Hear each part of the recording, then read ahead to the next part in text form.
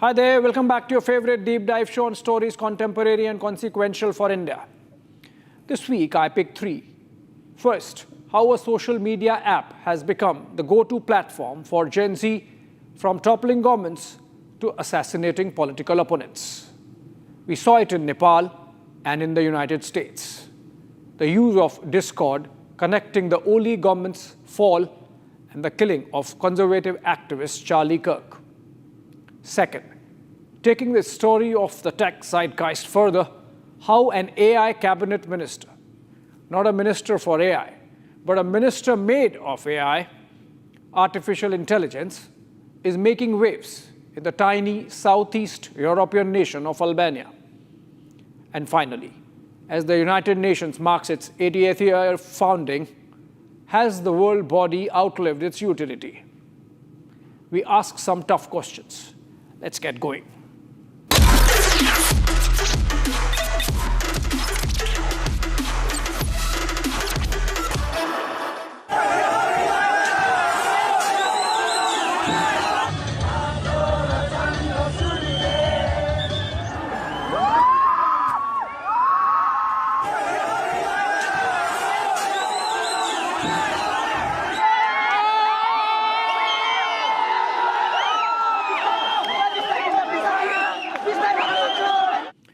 What if the next prime minister isn't chosen in parliament, but in a chat room? Sounds dystopian, right? Except it already happened in our neighborhood in Nepal. And the platform that made it possible wasn't Facebook or X. It was called Discord, an app, the mention of which I completely missed during the Nepal protests, in fact. It hit the headlines more prominently in the aftermath of the assassination of American right-wing activist Charlie Kirk. Curiosity made me backpedal, and it reached Kathmandu. The youth typically associate Discord with online gaming. But as it turns out, it's much more than that. Those of my generation, when we think of social media and politics, platforms like Twitter or X, Facebook, or even Instagram probably come to mind. I thought Discord was a new kid on the block. But the American app goes back to 2015 and seems like a rage with Gen Z. And as the two examples prove, it's a political disruptor, a double-edged sword that can empower citizens or even enable chaos. Discord is started as a voice over the internet protocol or a VoIP app for gamers. Its appeal lies in its flexibility. You can create a private server, chat via text or voice, and even morph your identity. Unlike WhatsApp, for example, which ties you to a phone number, Discord allows a degree of anonymity. For Gen Z, this is probably liberating. It's a digital hangout place that has turned political. Let's begin with Nepal first. The Oli government was caught like a hare in a car's headlights as the Gen Z protesters hit the streets. In 36 hours flat, the wily and veteran of Nepali politics was gone, as his government, with every minister beaten up. But that's old story now. What happened next was extraordinary. Instead of waiting for traditional political processes, these digital Che Guevaras turned to Discord to decide who should lead the interim government. Yes, you read that right. An online poll on a gaming app helped pick a prime minister.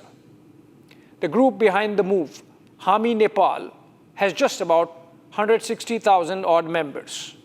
But when you compare that to Nepal's electorate of over 2 crores or 20 million, it's hardly representative.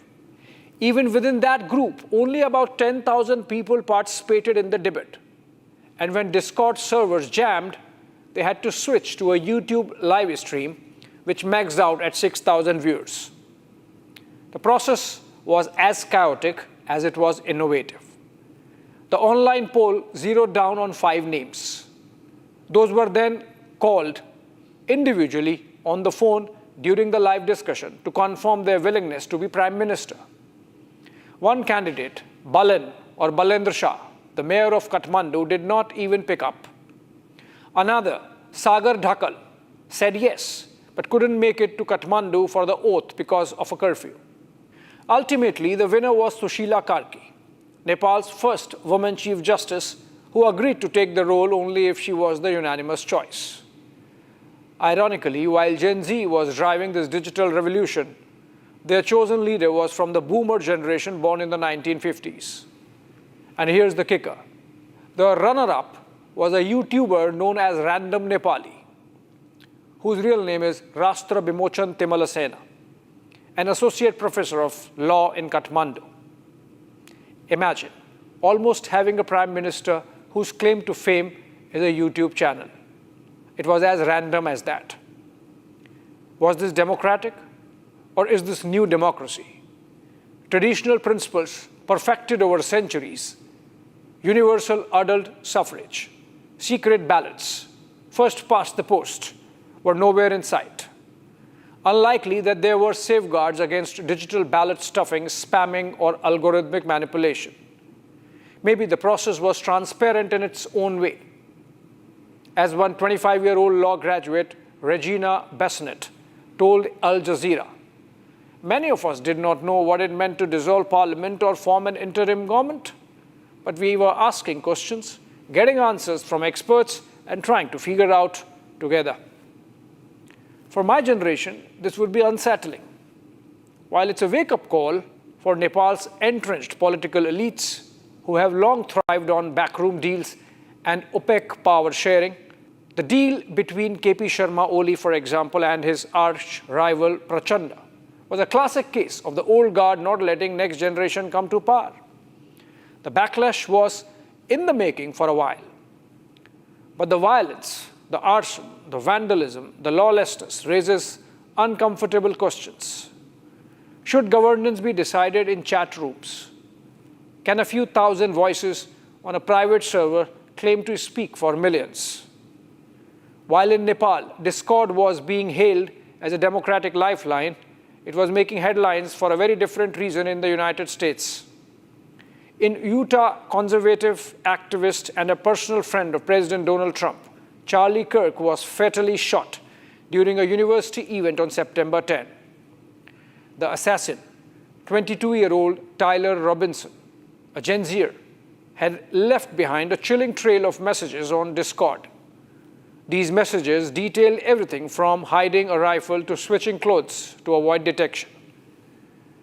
For the Silicon Valley-based app, this has turned into a reputational nightmare, particularly because of close scrutiny at the very top of the Trump administration. Commentators have accused Discord of making it easier for the likes of Robinson to remain hidden from law enforcement. Beacon of disruptive democracy in Nepal, harbinger of political violence in America. What do these two stories tell us? That Discord, and by extension social media, is no longer just a playground for memes and gaming. It's a political instrument, one that can empower communities and destabilize societies at the same time. In Nepal, it gave voice to a generation tired of corruption and gerontocracy.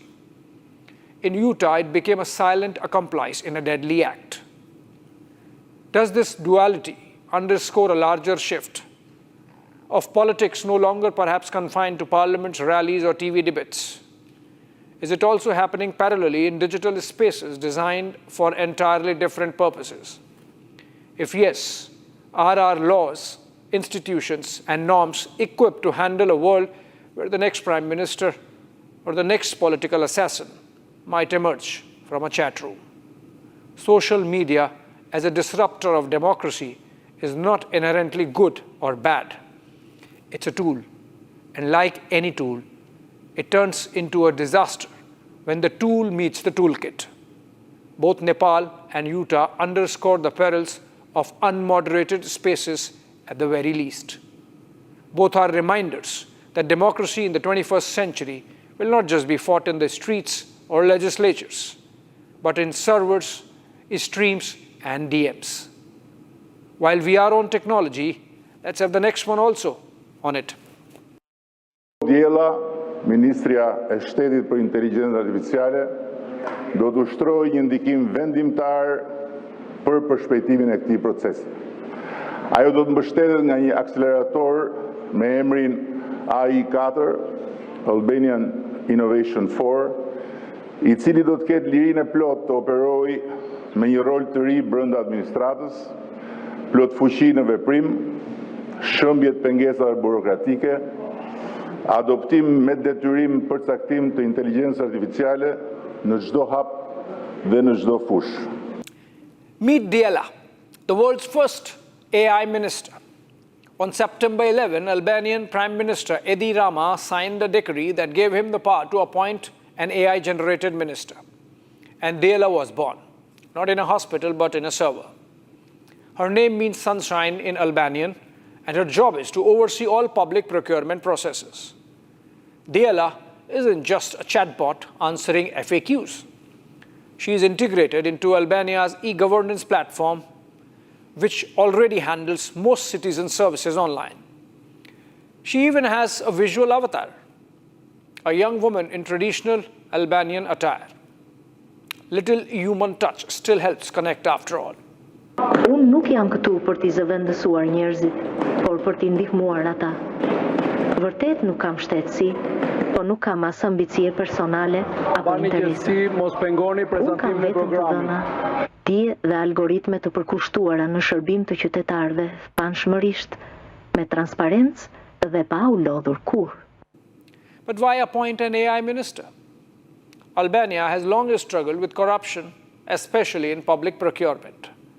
The European Union has repeatedly flagged this in its rule of law reports.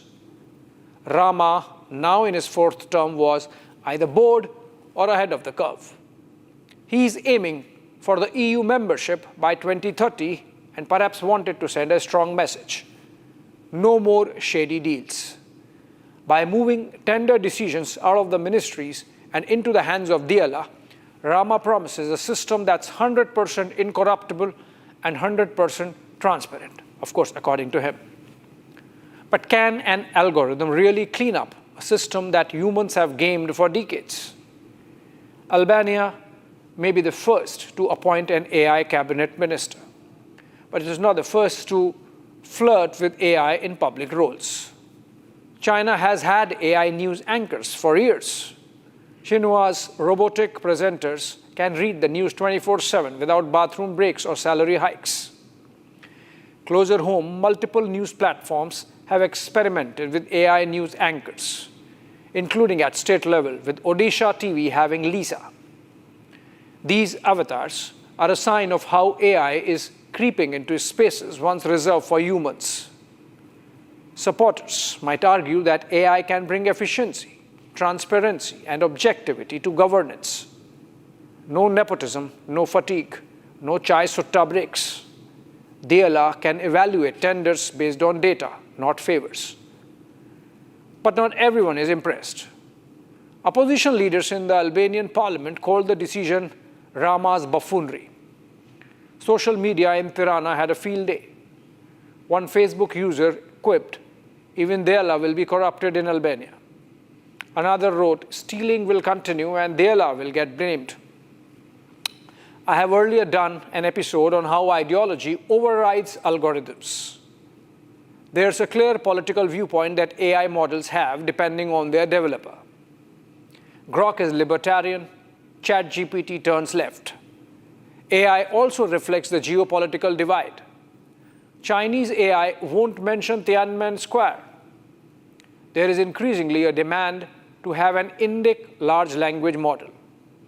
Cynicism aside, AI is only as clean as the data and algorithms behind it. If humans control the inputs, can we ever eliminate bias? As in the case of search, so in the case of tenders, perhaps. What about us? Keep aside headline hunting gimmickry for a while, and India is no stranger to use of AI in governance. From Prime Minister's drone Didis to facial recognition in policing to AI-driven crop advisories for farmers, the Modi government has been experimenting with tech solutions.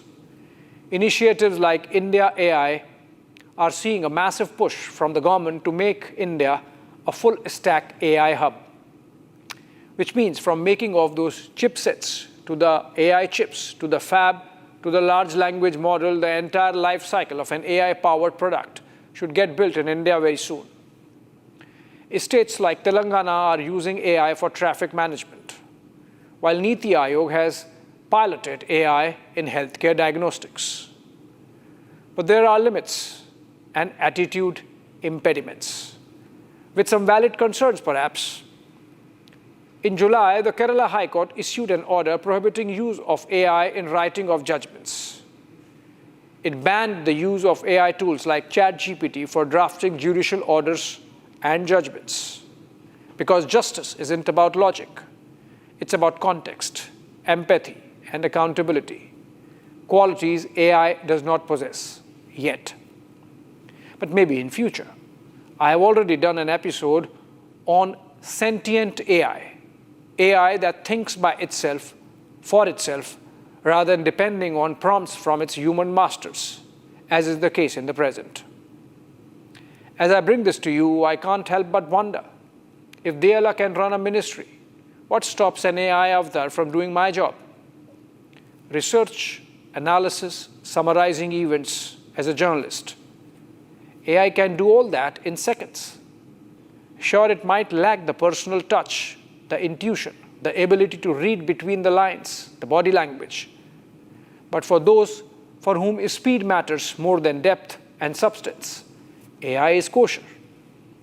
In the episode on jobs in danger due to the evolution of AI, I had listed journalists and editors as possibilities. But cabinet ministers is still to sink in. Maybe Diyala is just political theatre of the Albanian Prime Minister to impress Brussels. But, like we have seen closer home, the direct benefits transfers, eliminating corruption and cuts in government transfers to the tune of over 50 lakh crore rupees in the last 6-7 years. Diyala might go beyond being a dressed-up voice assistant. Like the AI anchor does not need a loo break, the AI minister won't need a lal batti car. Why not, if there can be guardrails for both? Moving on to the third and final segment. Thank you very much. Very much appreciated.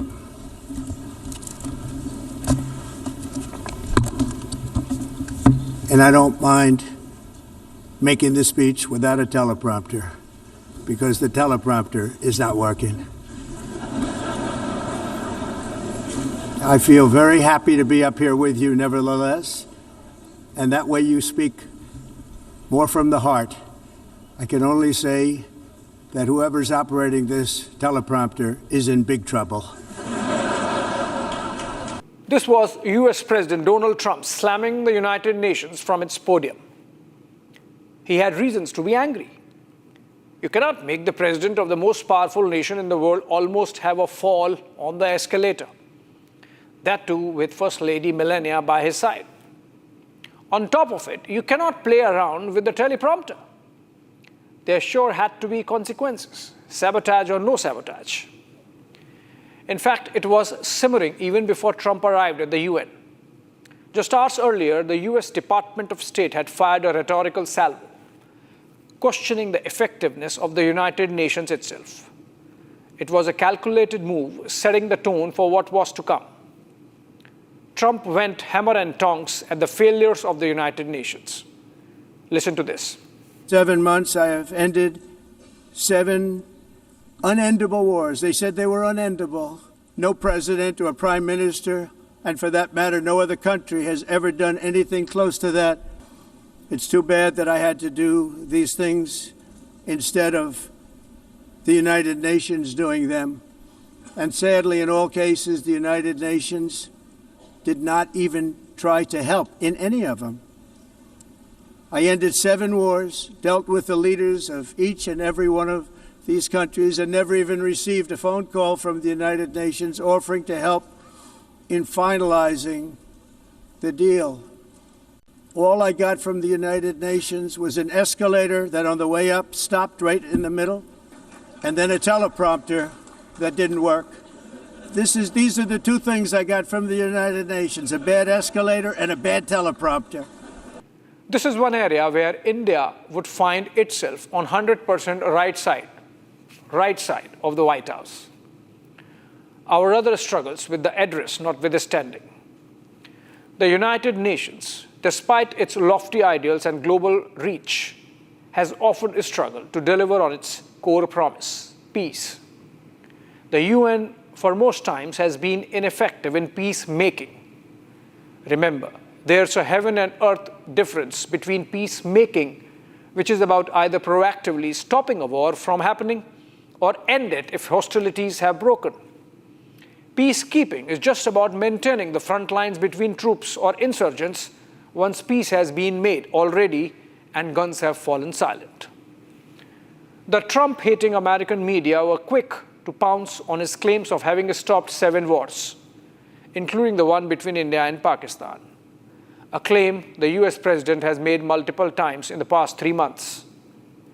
From CNN to Associated Press, everyone got fact-checking his assertion that he had stopped wars. They pointed out with some glee that none of the 7 ongoing conflicts had ended under his watch. Let us give credit where it is due. Trump has been well-meaning in terms of wanting to end wars. Whether he has had the agency to do so and has been listened to by the warring parties is another matter. Our own case being the classic example. But what of the UN? Is it not their mandate, born out of the biggest war ever in the history of humankind, to have stopped the Russia-Ukraine war instead? Did we hear UN leadership question the Pahalgam terror attack as strongly as it should have? According to its own website, the last successful peacekeeping operation was in Cote d'Ivoire in 2017. But for every Cote d'Ivoire, there's a Rwanda. For every Sierra Leone success, there's a Somalia failure, where the UN was exposed as a toothless tiger. The failures are not just anecdotal, they are structural. The Security Council, with its 5 permanent members wielding veto power, can be deadlocked by a single dissenting nation. We have seen how the designation of Maulana Masood Azhar had to wait for a couple of years because China wanted to protect its Pakistani interests. The will of the Security Council, and within the Security Council, the veto of one nation, means that the majority can be overridden by the interests of a few. The last successful prevention of war, a rare UN success story, goes back to 1995. Yes, 3 decades. As Yugoslavia disintegrated and violence engulfed Bosnia and Croatia, many feared Macedonia would be next. But war never came. At Macedonia's request, the UN deployed about 1,000 peacekeepers under the UN Preventive Deployment Force. The first mission launched not to stop a war, but to prevent one. And it worked. But that's been the exception. The only I could find for you in my research. You can actually mathematically plot UN's increasing irrelevance. Look at this graphic. In 2015, the UN operated 16 peacekeeping missions with 120,000 soldiers and a budget of $7.6 billion. By 2020, the missions came down to 13 with a US $6.5 billion budget and 95,000 soldiers. Today, that number is dropped to 11 missions, 68,000 soldiers, and just $5.6 billion of budget. The decline is stark, and it reflects waning confidence in the UN's ability to deliver results. The truth is, the success of UN missions depends not on its mandate, but on the goodwill of warring parties. If they choose not to stop fighting, as we have seen in Europe and West Asia, the UN can do little more than observe. Its presence may be symbolic, but it is rarely decisive. Take another example, terrorism. It's been more than 20 years that this diplomatic talk shop in New York is sitting over the definition of terror. Israel's terrorist is Palestine's freedom fighter. So the logic goes. The Comprehensive Convention on International Terrorism is stuck at that stage. Just the definition of what is terrorism. Pathetic is one word to sum up some aspects of the United Nations. Trump's outburst then was more than just a personal grievance. It reflected a broader disillusionment with global institutions that promise much but deliver little. Is it not a fact that during COVID, the world was literally left to fend for itself, with organizations like the WHO completely failing to be on top of the game? If you push little more, the argument that you cannot throw the baby out with the bathwater would kick in. So let's reform the UN, make the Security Council broad-based, make the G4, India, Brazil, Germany, and Japan, and the African Union its permanent members. Take away the veto of the P5. And most importantly, for God's sake, define terrorism. It just needs one line. Any non-state actor picking up the gun is a terrorist, period. Thanks for watching.